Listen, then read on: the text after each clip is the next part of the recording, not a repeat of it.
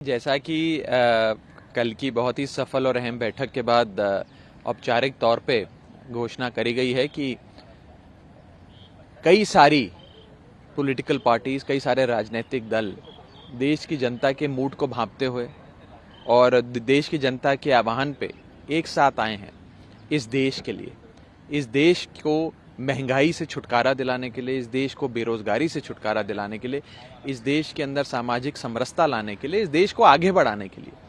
पिछले 9 साल से केंद्र में एक ऐसी सरकार है जो आई तो थी बेरोजगारी महंगाई खत्म करने के वादे पे, आई थी कि कालाधन वापस आएगा, युवाओं को हर साल 2 करोड़ नई नौकरियां मिलेंगी, हिंदुस्तानी रुपया जो है उसे अंतर्राष्ट्रीय बाजार में बहुत ही मान्यता मिलेगी, बहुत ही तेजी से भागेगा। हर प्रकार से, हर फ्रंट पे ये सरकार फेल रही है और मैं चुनौती देता हूं बीजेपी को कि अपने 2014 का मैनिफेस्टो उठाकर देखिए, जो वादे आपने करे थे, क्या उनमें से एक भी वादा ऐसा है जिसे कहें आप कि हमने पूरा किया और इसलिए हमें 2024 में वोट इन सबका काट आपको ढूंढना है, लेकिन किस तरह से आगे बढ़ेंगे, क्योंकि उसमें कई सारे ऐसे दल हैं जिनकी अपनी अपनी विषमताएं हैं, अपनी अपनी विसंगतियां हैं और कहीं ना कहीं विचारधारा अलग अलग है। एक खबर आ रही है कि आम आदमी पार्टी के नेताओं को ये शीर्ष नेतृत्व की तरफ से इंस्ट्रक्शन दिया गया कि कांग्रेस के खिलाफ हम आप कुछ ना बोले। यही तो इस देश की खूबसूरती है कि अलग अलग प्रांतों से आने वाले, अलग अलग भाषा से, अलग अलग संस्कृति से आने वाले लोग भी एक झंडे के नीचे, एक छतरी के नीचे आ गए। और आए क्यों हैं? मकसद सिर्फ एक ही है कि इस देश को महंगाई, बेरोजगारी से छुटकारा दिलाना। और एक ऐसी निकम्मी सरकार जो केंद्र में है, जिसने पिछले 9 सालों में कोई काम नहीं किया, सिर्फ ब्रांडिंग, इवेंट्स और एंटरटेनमेंट देने का काम किया, वास्तव में देश के आम आदमी की जिंदगी बेहतर करने का काम नहीं किया। उस सरकार से देश को छुटकारा दिलाया जाए। और जो मोटे मोटे तौर पे आप देखिए, जो भी ये 27-28 दल साथ आए, जिनका एक अलायंस बना है जिसका नाम इंडिया है, Indian national developmental inclusive alliance. ये अलायंस देखकर बीजेपी इतना घबरा गई है, इतना डर गई है कि वो बीजेपी जिसने 2014 से लेकर 2023 तक पिछले 9 सालों में एनडीए की एक भी बैठक नहीं बुलाई, वो मजबूर हो गई बैठक बुलाने के लिए। वो भाजपा जिसने एक एक कर अपने तमाम घटक दल, जितने भी उनके अलायंस पार्टनर्स थे, उन सबको कहा कि जाना है तो जाओ, सबके लिए दरवाजे खोल दिए, जिसमें जेडीयू चला गया, चंद्रबाबू नायडू की टीडीपी चली गई, जिसमें नीतीश कुमार का जेडीयू चला गया, प्रकाश सिंह बादल का शिरोमणि अकाली दल चला गया, तमाम बड़े राजनीतिक दल छोड़ के चले गए।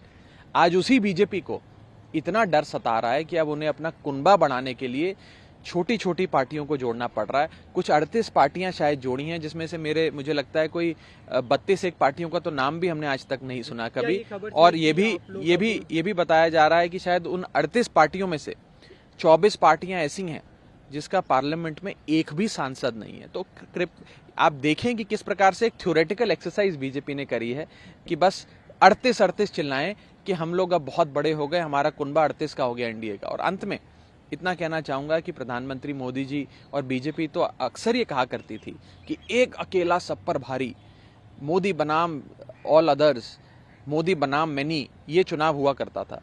आज बीजेपी ये नहीं कह रही एक अकेला सब पर भारी, आज उन्हें भी अपने अलायंस पार्टनर्स की, घटक दल की जरूरत पड़ गई। अब ये चुनाव एनडीए वर्सेस इंडिया हो गया है, इंडिया वर्सेस एनडीए हो गया है।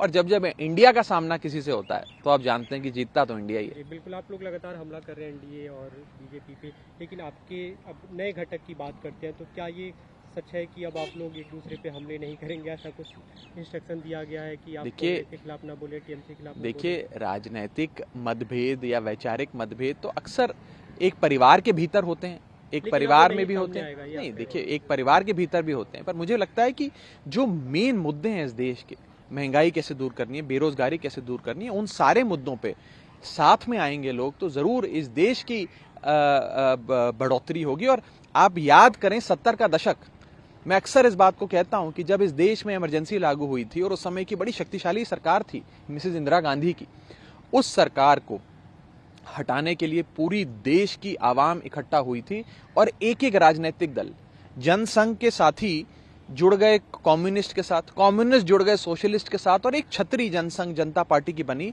जिसके तहत वो सब एक साथ आए एक छतरी के बिल्कुल, अभी भी नीचे, एक छतरी दिख रही है और और कल- मिसेस गांधी को हार का सामना करना पड़ा था। तो मैं आज 1970 के दशक का जो हमने राजनीतिक पूरा प्रकरण देखा, उससे एक पैरेलल ड्रॉ करते हुए आज आपको 2024 के लोकसभा चुनाव के का एनालिसिस करने के लिए जरूर आह्वान कल हमने करूंगा। देखा वहाँ पे कांग्रेस के ट्विटर हैंडल से अरविंद केजरीवाल के वीडियो शेयर हुए, तो अब इस पे सहमति है कि आप लोग एक दूसरे के खिलाफ ना बोलेंगे, बयानबाजी नहीं होगी? मैं कई बार आपके इस सवाल का जवाब दे चुका हूं, जो आप चौथी आप पांचवी जवाब बार नहीं दे पूछ पा रहे रहे हैं। हैं हाँ, कोई बात नहीं, मैं जवाब देना मेरा काम है, सवाल पूछना आपका काम है।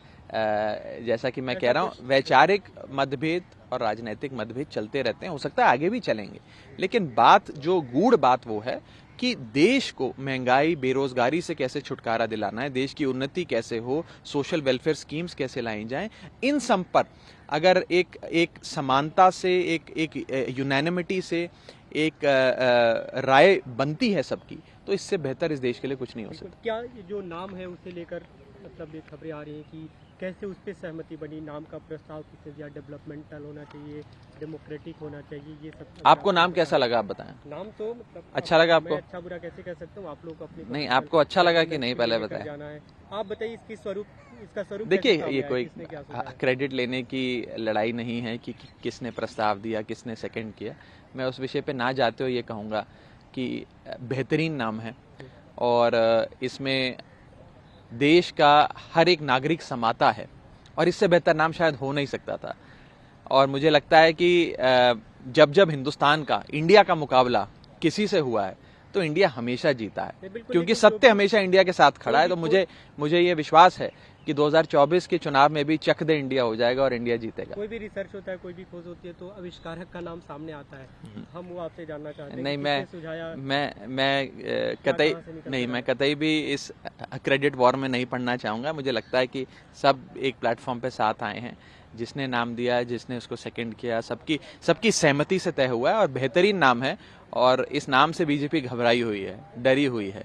और मैं आपको एक और चीज़ बताना चाहूँगा कि इस नाम के अंदर इस देश के हर प्रांत का, हर भाषा का, हर संस्कृति का एक प्रकार से सम्मेलन सा होता है, और बेहतरीन नाम है जिसे देखकर एनडीए बिल्कुल घबराया हुआ है, और मुझे लगता है कि इंडिया ही जीतेगा 2024 में भी। प्रधानमंत्री ने कल एनडीए की मीटिंग में कहा कि ये लोग सभी विपक्षी दल एक साथ मतलब साथ नहीं आ सकते, और उन्होंने भी कहा कि मैं ये एश्योर करता हूँ कि मैं जो एक तरह से हार्ड वर्क कर रहे हैं, मेरे शरीर का हर कण, हर समय का हर क्षण देश को समर्पित है।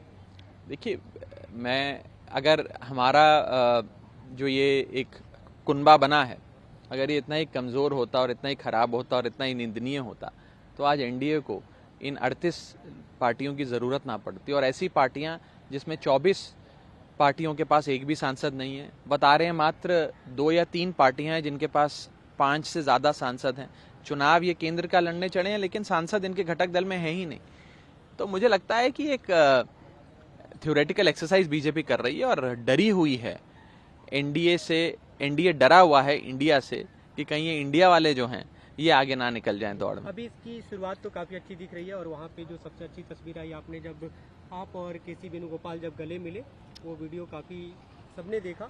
लेकिन जब क्या वैसी ही तस्वीर रहेगी जब पंजाब और दिल्ली में सीटों को लेकर चर्चा होगी, कौन कितनी सीटों? अभी उस विषय पे कोई चर्चा नहीं हुई है। कई सारे बिल्कुल होने हैं। देखिए, अभी आज आपको इस अलायंस के नाम से अवगत कराया गया है। धीरे धीरे क्या इसका स्वरूप होगा, चाहे सीटों की बात हो, मुख्य मुद्दों की बात हो, कहाँ पे कैसे चुनाव प्रचार होगा, ये सारी चीज़ें जो हैं ये अगले फेज में ज़रूर तय करी जाएंगी, और जैसे जैसे तय होंगी आपको इससे अवगत कराया जाएगा। तैयार है सीटें छोड़ने के लिए कांग्रेस पार्टी? देखिए, ये सब चीज़ें जैसा कि मैंने कहा आमने सामने बैठकर होंगी, और जो भी तय होगा वो जाहिर तौर पे मैं आपके कैमरे पे आपसे शेयर करूंगा नहीं।